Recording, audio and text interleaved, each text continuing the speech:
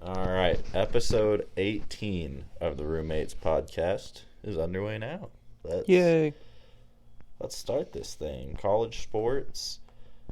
I'm probably going to send this episode to Tobin because he asked me to send him one of the episodes. I sent it to him. Yeah, he asked me during the film thing when we were doing the classes for next year. He was like, send me one of the episodes. And I was like, I don't want to have to go watch and find one that I didn't cuss in. So I'm going to try to watch myself today. Because I don't want to have to send our advisor an episode where I let the F-bomb drop a few times. So we'll see. Viewer discretion is advised. Viewer discretion is advised. College football. Caden Proctor, the former Alabama freshman All-American tackle, who transferred to Iowa, now is more than likely going to be transferring back to Bama. Yeah. It's a very interesting situation. He basically stole $100,000 of NIL money right from underneath Iowa's nose.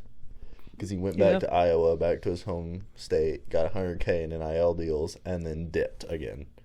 Well, like the rumor that I heard was he went on some spring break trip with a bunch of Alabama guys and was convinced that DeBoer's not bad.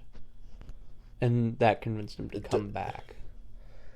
This man was worried about DeBoer being bad, and his next best option was Iowa? Yeah, I don't know. That's like the rumor I heard was... it makes sense. He didn't trust, or like he didn't believe in the new coaching. But I don't know. Anyone in the Iowa coaching staff. Yeah. Because this is, especially as an offensive guy. If you were a defensive guy, I completely understand going to Iowa. One of the best defenses in the nation. But as an offensive guy, to go to Iowa after going to Bama, after leaving Bama, going to Iowa seemed like a strange choice anyway, despite the fact he's from Iowa. So yeah. It makes sense for him to be going back. Yeah. Jeremiah Smith now sets the record for the fastest newcomer to get his black stripe removed at The Ohio State University. Yeah, he's the first one this year of all the newcomers, and that includes All-American Caleb Downs, Alabama transfer Caleb Downs, Kansas State transfer quarterback Will Howard still has his black stripe on, and they had some other All-American transfers, and he is still the running back from Ole Miss still has his black stripe on. Jeremiah Smith came in and is just a freak athlete. Yeah. So for those of you who don't know, what Ohio State does is all freshmen and transfers, they put a black stripe over their helmet down like the center line. It was started by Urban Meyer, like 2019, I think is when it was. Yeah, that sounds about right. And the tradition of it is you earn the scarlet stripe down the middle. So that's what they do for all the new guys. So for him to get it this quick is really amazing. I think he beat, I don't remember who had the record before him, but he beat him by like a full 4 months or something like that. He has been in Ohio State since Christmas break. Yeah. They started practice 2 weeks ago. In 2 weeks of practice and 3 months of lifting, Jeremiah Smith has already got his black stripe removed. Yeah, that's insane. And the photos of him next to the other receivers, he is a man-child. Yeah. Man-child. And these are like former 5-star receivers. And Jeremiah Smith just looks bigger and better than all of them. And dude's not even played a game of college football yet. It's scary to think about what that offense is going to look like next year, especially if Will Howard does what we think he can do in that offense. We'll get to see what Chip Kelly does as the OC. It's going to be a fun year to watch Ohio State football. Yeah. It's unfortunate for you as a Nebraska football fan because you guys are in the same conference. Yeah. I could care less. We're going to the SEC. We've got our own issues to deal with, like having to play Bama, who is going to be really, really good, with Jalen Milroe, who is currently taking all the first-team snaps. I don't think we thought it was going to be any different with the other guys transferring out, but with that, DeBoer hasn't had only good things to say about Milroe.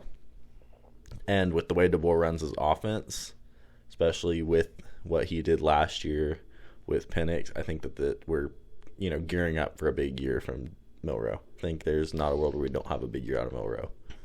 So. Yeah. Johnny Manziel and Reggie Bush are kind of boycotting the Heisman. Mainly Johnny Manziel because of the Reggie Bush situation. Reggie still isn't allowed to stand on the stage at Heisman ceremonies because of the situation with him and USC in 2005. And now Johnny Manziel has told the committee that he will not be coming to any of the Heisman ceremonies until they reinstate Reggie Bush's Heisman.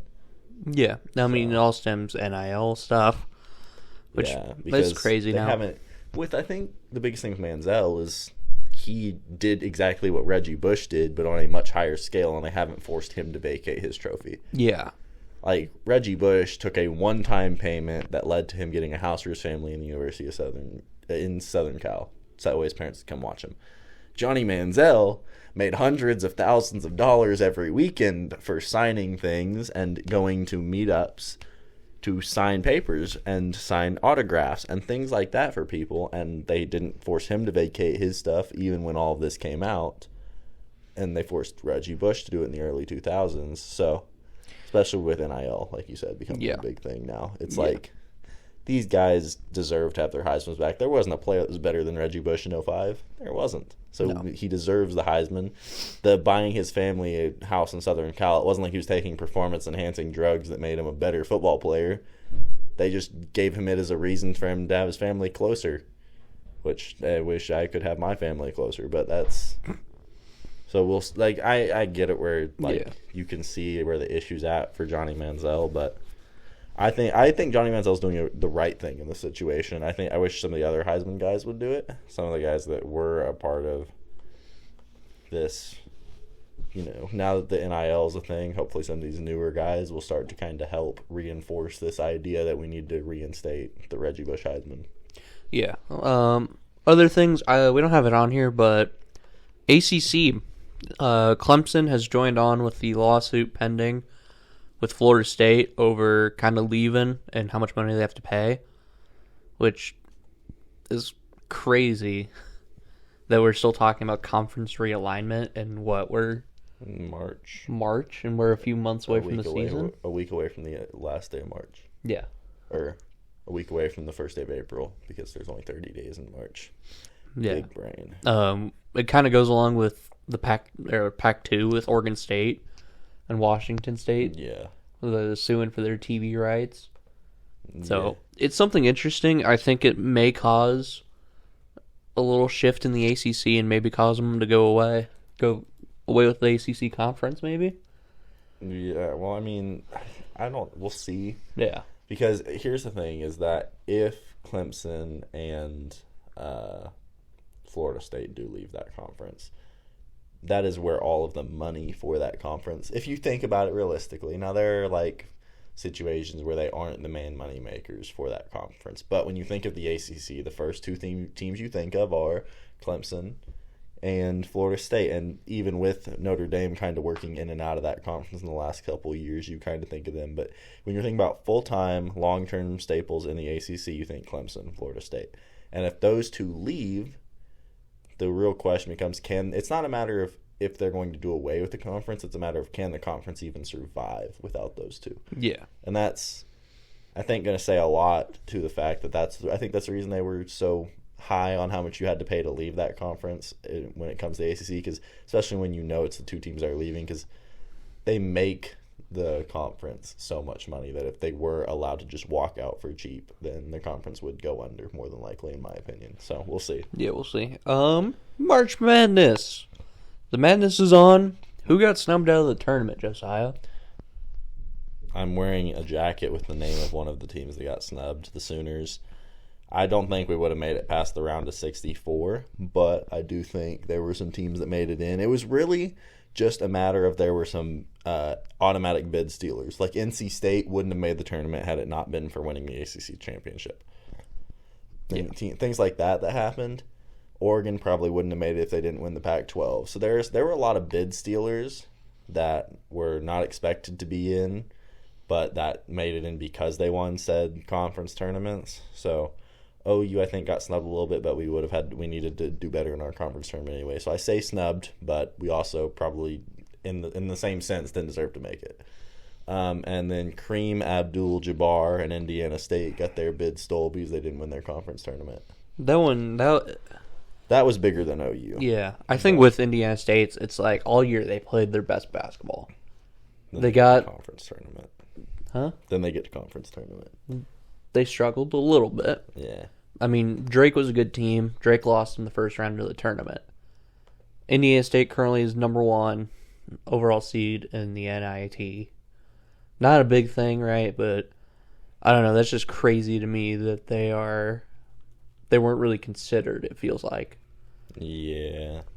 But, I mean, that's kind of what you have to deal with. That's why winning your conference tournaments is such a big deal. Mm-hmm. They would have, and the other thing is, Indiana State probably still would have made the tournament if it wasn't since NC State was in because of the ACC championship win and the tournament run they had. I think if North Carolina hadn't lost the ACC and North Carolina had won the ACC, NC State wouldn't have made it, and Indiana State would have been the team in that spot instead. But because you had the crazy run from NC State, which they're still on, they've won 7 straight at this point. 3 of those games being against Duke, UNC, and Virginia. Yeah. Like, they're on one of the craziest runs right now in the span of the entire conference. So I think, or span of the entire March Madness realm. So I think they deserve to have the spot. But I also think Indiana State was just as deserving. But that's what happens when you only have 68 teams allowed in the tournament. You have teams where they don't really get in because they didn't play as well in their conference tournament. So that's why you want to be playing. When we were talking about who we thought was going to make it in, we were always mentioning you have to play good in your conference tournaments. Yeah. And because of that, you see things like this happen when teams don't win their conference tournaments that they're favored in. So OU was not favored on our conference tournament. We would have been lucky to make it past the round after we lost to TCU. But if we had beat TCU, we probably would have been in TCU's spot rather than TCU. So there's some situations like that. Yeah. I know, kind of on the realm of TCU being in there before we go down to talking about like actual tournament stuff. I don't know if you saw, but Clemson's coach is upset. I can't remember if he's suing or if he's trying to get something said against it, but he made a claim that the Big 12 got a lot of favoritism shown this year about how many conference teams we had in. Yeah. In comparison to like the ACC, and the Big East only got 3 slots. So people were saying that was a big deal. But I think when you look at the Big 12 from top to bottom, it was the best conference from top to bottom in the entire nation. Because we're talking about Oklahoma, a Big 12 team who got snubbed from the conference, from the tournament. And when you talk about things like that, well, you're saying that they had this many teams in, and there's still one team that should have had a spot. So I think it's a little bit warranted because there were a lot of Big 12 teams in it. Don't get me wrong. A lot of Big 12 teams. But I think when you talk about the talent that was in the Big 12 this year, it's kind of hard to leave some of them out. I don't know how you feel about that because with Big East, you being a Big East Creighton guy, how many teams that made it out of the Big East. But yeah, I know for sure that the SEC's commissioner said, like, hey, we should have had more SEC teams and less mid-major teams in. And it's me, like, sitting here, right, I think his claim immediately just got disproven with the amount of SEC teams that have moved on. Because you have Kentucky that lost to Oakland. Should not have lost to that team. And you have Tennessee is probably your only best one remaining out of Alabama. To me, it's just you're sitting there saying, we need this group in more. We need this group in more. Yeah. But it's when you come to this tournament and you have your schools get upset by a mid-major team, teams that you said we should have less of, and you essentially get your butt whooped. Okay, I just saw the score of the Duke game. 92-55 with a minute left. Yeah, I don't think James Madison was going to get out of this one. Yeah. But it's just kind of clear to me of maybe you should lighten up about it. Yeah. Right? Like, yes, I agree the Big East probably should have had more teams in. Probably should have had 4. Probably should have included Providence, who got their win over Creighton in the quarterfinal of the Big East tournament. Who's played tough road games, suffered through a lot.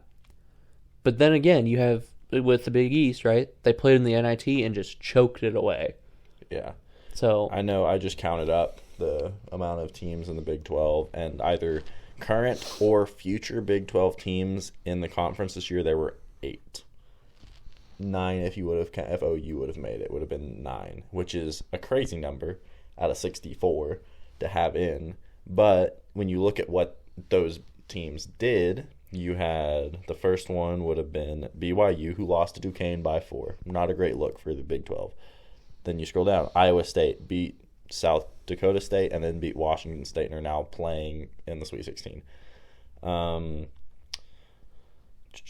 Baylor beat Colgate 92-67 and is now playing Clemson, down by 10, but they're playing Clemson in the round of 32. Texas beat Colorado State and then lost to 2 seed Tennessee by 4. Kansas beat Samford and then got blown out by Gonzaga. TCU lost to Utah State pretty handily in the first round. Colorado beat Florida and then played a tough game versus Marquette. I think that was it. And then Houston beat Longwood, and they're playing Texas A&M tonight. Yeah. So when you talk about just talent from top to bottom in the Big 12, it was very clear that they needed to be in the tournament. But then there you have the disappointments from some of the teams. And you've got teams, like I said, Iowa State and Houston, who are looking to make those deep runs this year. So it all kind of depends. With the ACC, though, Virginia, they played worse than our intramural team. They got their butts whooped. It took them an hour to score some points in between the two of them. Yeah, they had a bucket with 10 minutes to go in the first half. They didn't score for the entire rest of the first half, and when they had their last bucket in the first half, it was 9:38. They didn't score again until 6 minutes into the second half, and real time, it was 10:39. It took them over an hour in real time. Now, granted, you had halftime in there, but it took them an hour. Or in game time, it took them 16 minutes to score a basket. How? Yeah. And that only works if you're playing good defense, which in the second half they weren't. They let Colorado State go on a run like we all thought Colorado State was going to do, but it was bad. It was bad. Yeah. As we mentioned, Oakland busted everybody's bracket, beating Kentucky, and they're now saying fire John Calipari. Calipari, thank you. I've watched enough ACC basketball with North Carolina and Kentucky.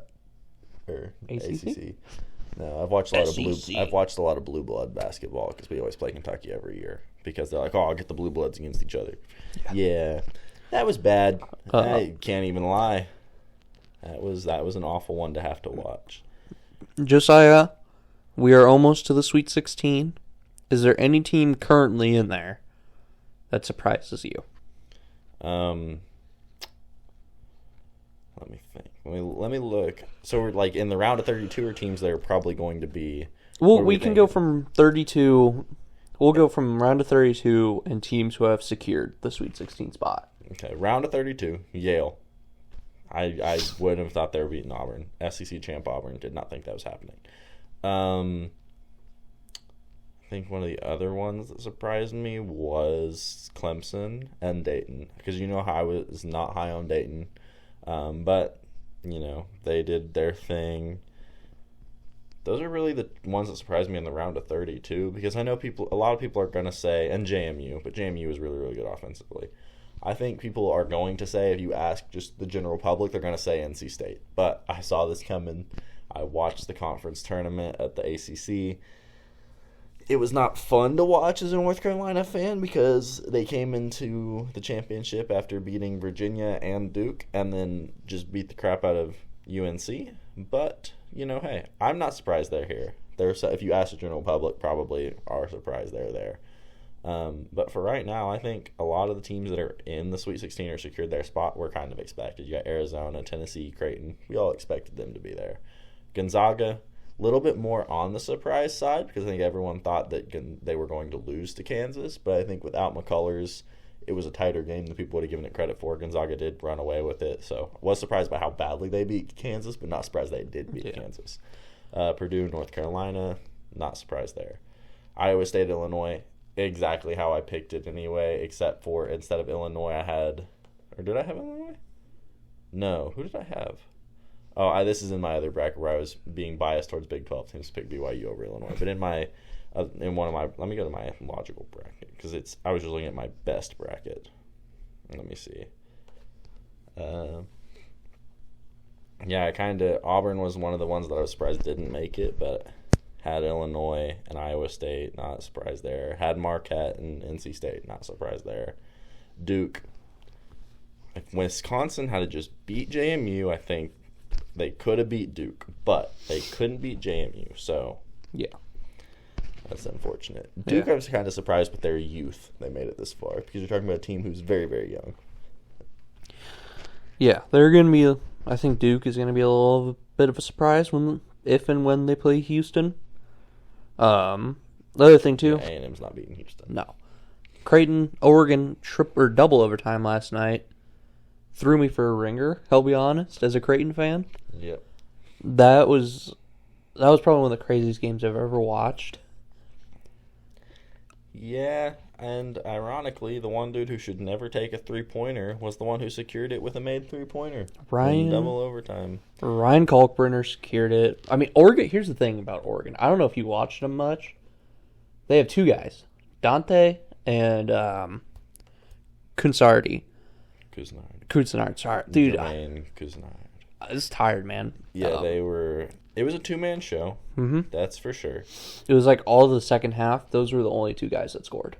If you look at the box score, there were 4 people that scored points in that game. Really? There was literally only 4 people who scored a point for Creighton, and 60 of those points came from the Big Two. But when you watched what they did with their offense, they showed they gave us kind of looking forward to Tennessee. They gave Tennessee this is how you compete with a team like Creighton when you are not really on that level. You run a two-man game, you force Kalkbrenner to make decisions, and you let your point guard.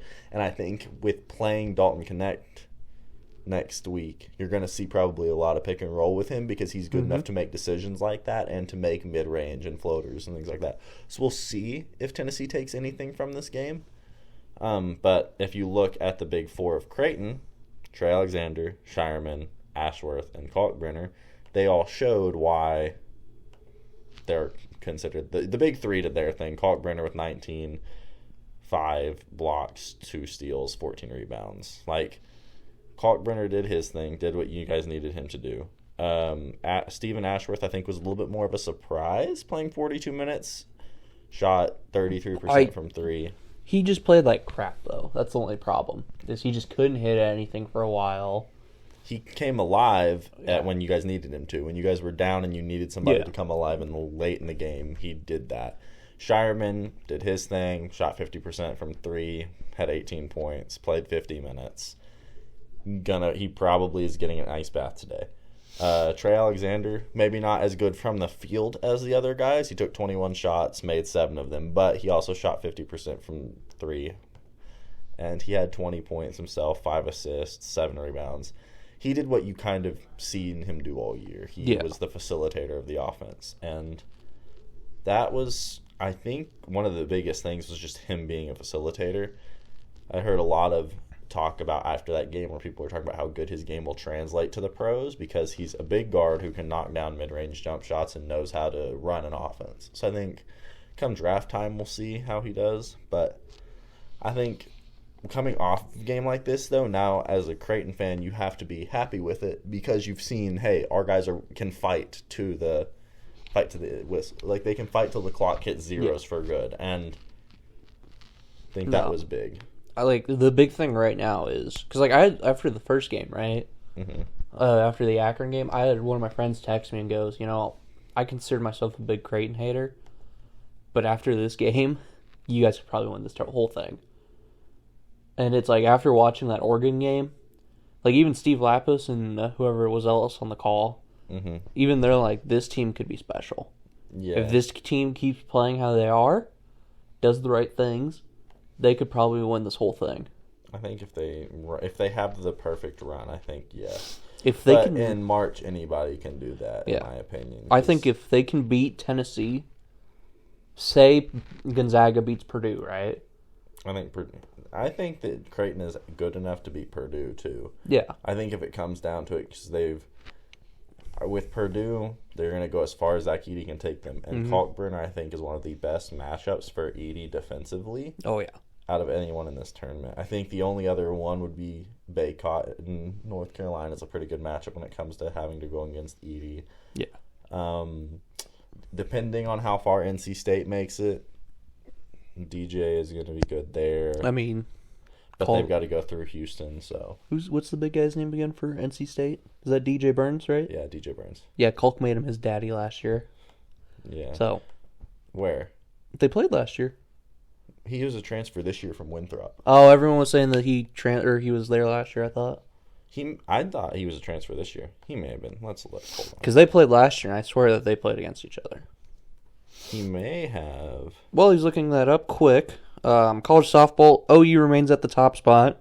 We got it back because they bumped Texas ahead of us. And then Texas went and lost. Like Texas will always do. Number 6, Duke loses to unranked Louisville. 16, Missouri beats number 5, ranked LSU.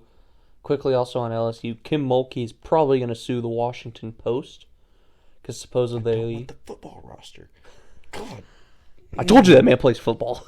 I didn't look up his name. I was trying to look up I just looked up NC State roster. Oh. Because supposedly the Washington Post reached out. That's the 2020.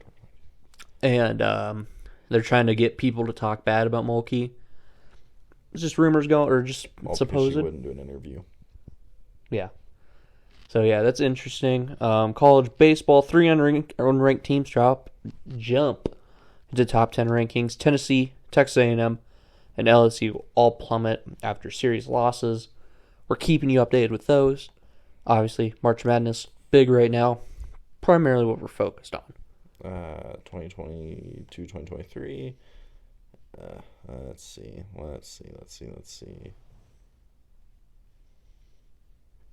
Oh, he was on the roster. I win. How was he a grad transfer last year and still on the roster? COVID year. Kind of forgot that's a thing. Because I don't get a COVID year. Oh, computer, don't do this. I think another team that's going to go only as far as we were talking about Edey and Purdue's only going to go as far as Edey can take them. Yeah. I think the other team that's only going to go as far as their best player can take them is Arizona. Yeah, that's but I think we're seeing Caleb Love playing at the level we thought Caleb Love could play at. Yeah. Considering what did he have last night versus Dayton? I was watching this game in a frat house, so. The thing is, though, 19. I really want to see Edey go against Kalk. Can you imagine that matchup, though? It'll be good. Because there's no one on Gonzaga that's that size. Gonzaga had a good run at this point. I don't think they're beating Purdue. So I think it'll be Creighton Purdue. And I think if that's the matchup, I think that'll be the game to watch. And I'm trying to think about the teams that I think are going to have a really good shot. The fun one next weekend, or when we get to, not the Sweet 16, but we get to the Elite 8, it'll be fun to see Iowa State, more than likely Iowa State, and more than likely UConn. We don't have that official yet because they haven't had their games yet. But more than likely those two. Houston versus if North Carolina State can beat Marquette, which I think they can. They've shown they can beat good teams. I think NC State, if they beat Marquette, them versus more than likely Houston will also be really, really fun matchup to watch. I think the Elite Eight this year has a really good chance to be one of the most highly most highly watched Elite Eights. God, Baylor's about to lose. No. Bad Baylor. They're losing by 12 right now to Clemson. 5 minutes in the second half. And Bama's losing by 1 to Grand Canyon halfway through the first. Grand Canyon's another one of those teams that I'm a little surprised that they're there. Yeah. I didn't think they were going to beat St. Mary, but I just figured St. Mary's would play them a little tough, but I mean, Grand Canyon was in control of that game. Yeah. It'll be fun to watch. I think it'll be fun to see those. I kind of want to watch it after we get done recording. The Alabama game will probably come on because I've not got to actually watch Grand Canyon.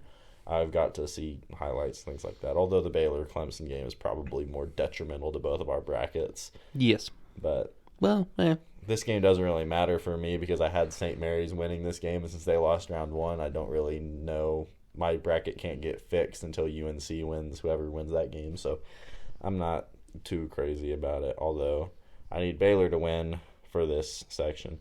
I only missed one pick in the Midwest first round, and it was TCU. I had TCU beating Utah State. And the worst part is I have been perfect since up until the Gonzaga KU game. I had KU over Gonzaga. I have missed 2 picks in the Midwest the entire way through, and it's like not fun to see that. I've also only missed 2 in the Midwest.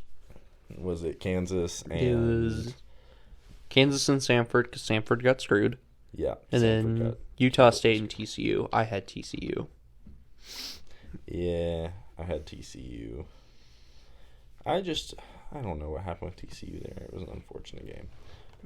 And you already talked about softball and baseball. So because I figured this is probably going longer than we thought. Maybe a little bit, but it's whatever. Anything else? Not really college sports-wise. No. Next, let me check how many more games are in the NBA season, because we may have the next episode where we talk about regular season awards for NBA, depending on how many games are left. We also start spring ball next week. Yeah. Well, not next week. Meetings. We start meetings. How many more games are left is the question. Let me find someone who has an even number of wins. 71. There's 11 games left, roughly, depending on how many each team has played. But there's roughly 11 games left in the NBA season. So maybe not this Wednesday, but next Wednesday we'll talk about awards and things like that for NBA. There's not really that much else. No. It's been kind of just a bland week in college sports. The weather has been really depressing in the state of Nebraska the last 2 days. It snowed yesterday. We were sitting in a frat house, and they were trying to grill on the roof, and it was snowing.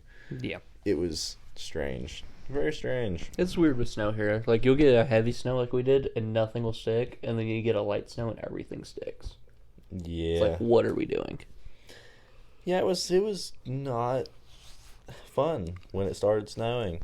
It was not enjoyable. Never is. Time. There's not really much else to talk about, so you want to send us out? Since you always do that, I open us, you send us out. I guess. Thank y'all so much for watching. You enjoyed today's episode and us not being able to talk for some reason. Leave a like, subscribe, comment down below what you want us to talk about, because we're probably going to talk about it like always. And then we will see you Wednesday when we talk about wildness of NBA. What did I just say? Wildness? I said like wildness. I don't know. Yeah. The craziness of the NBA and what the heck happened with Max Verstappen. Oh, yeah, we do have to talk about that on Wednesday. I am going to so enjoy. I enjoyed not having to listen to the Dutch national anthem. It was nice hearing the Spanish national anthem. It's the only one we've heard other than the Dutch and Mexican national anthems in the last 2 years. So I was so confused, by the way, when you said he retired from the race, because I was like, what do you mean he retired? Like, that's just a weird way to, like, go out. Oh, yeah, no, that's the technical term when they are retired from the Grand Prix. And then everyone was like, man, Max Verstappen's out of the race. This is awesome. I'm like, oh. That was the funniest thing. I feel bad for his girlfriend's daughter, though, because it was the first time she had actually been able to come to a race. And then he pulls his car in, and the brakes are on fire on one of the wheels, and you could tell that she was very, very concerned for him. But it was it was nice to hear something different. We also got a Carlando podium with Carlos Sainz and Lando, and fucking Carlos made one of the. Dang it, Josiah!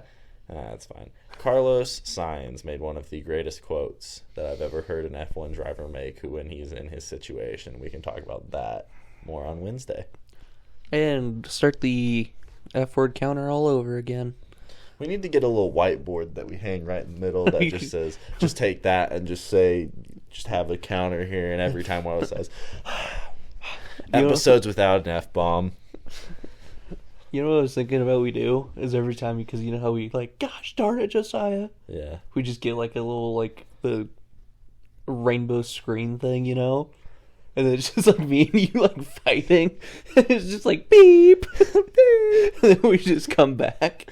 Comes back a few seconds later, just I almost dropped another one. Well, I caught myself that time. All right, we're going to end it. Finish the send out before I make too many mistakes. Thank you so much for watching. We'll see you Wednesday when we talk about pro sports and all that. Goodbye.